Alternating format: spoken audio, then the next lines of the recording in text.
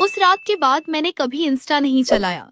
ये मेरी जिंदगी का सबसे हॉरिफाइंग किस्सा था। सिर्फ 2 हफ्ते पुरानी बात है। रोज की तरह मैं ऑफिस से आई थी, डिनर किया और अपने बेड पर जाकर लेट गई। मुझे रोज 1 से 2 घंटे रील स्क्रॉल करने की आदत है। उस दिन कुछ ज्यादा ही देर हो गई। घर में सब सो रहे थे और मैं बस स्क्रॉल करती जा रही थी। तभी एक अजीब सी रील आई। स्क्रीन पर एक लड़की थी जिसका चेहरा बिल्कुल ब्लैंक था। कोई इमोशंस नहीं, कोई एक्सप्रेशन नहीं, बस उसके लिप्स हिल रहे थे जैसे कुछ फुसफुसा रही हो।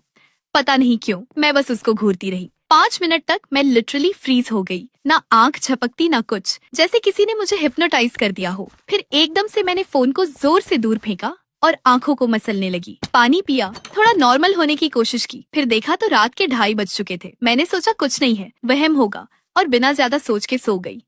लेकिन अब मेरे दिल में डर बैठ गया था। फिर भी मैं आंखें बंद करके लेटी रही। कुछ देर बाद मेरी आंख खुली। मुझे ऐसा लगा जैसे कोई मेरे कमरे में कुछ बोल रहा हो। मेरा दिल तेजी से धड़कने लगा क्योंकि कमरे में सिर्फ मैं अकेली थी। फिर जो हुआ उसके बाद तो मैं 100% श्योर हो गई कि कुछ तो है। एकदम से मेरी लाइट ऑफ हो गई और पता नहीं क्यों मुझे ऐसा लगा किसी ने मुझे टच किया। उसके बाद मैं फिर 1 सेकंड भी कमरे में नहीं रुकी, सीधा मम्मी पापा के रूम की तरफ भागी। मैं स्टेयर्स से उतर रही थी, तभी स्टेयर्स पर वही लड़की खड़ी थी। वही ब्लैंक चेहरा, वही लिप्स हिलते जा रहे थे बिना आवाज के। मेरी पूरी बॉडी फ्रीज हो गई। मैं ना आंखें बंद कर पा रही थी ना बोल पा रही थी। फिर अचानक मेरे गले से एक भयानक चीख निकली और फिर सब अंधेरा। जब आंख खुली मैं मम्मी पापा के रूम में थी। सारा परिवार मेरे आसपास था, मुझे संभाल रहा था। मुझे बस इतना याद है, मम्मी ने सिर्फ इतना कहा, बेटा कुछ नहीं हुआ, सब ठीक है। पर मैं जानती थी कुछ तो था, पर मैंने ज्यादा ओवरथिंक नहीं किया और खुद को और बिजी रखने लगी। फिर उस दिन के बाद मैंने कसम खा ली कि रात को मैं कभी रील स्क्रॉल नहीं करूंगी। खैर, तुम फॉलो करो रेडिट किस्से ताकि तुम्हारी रील्स पर ऐसी लड़की ना आए।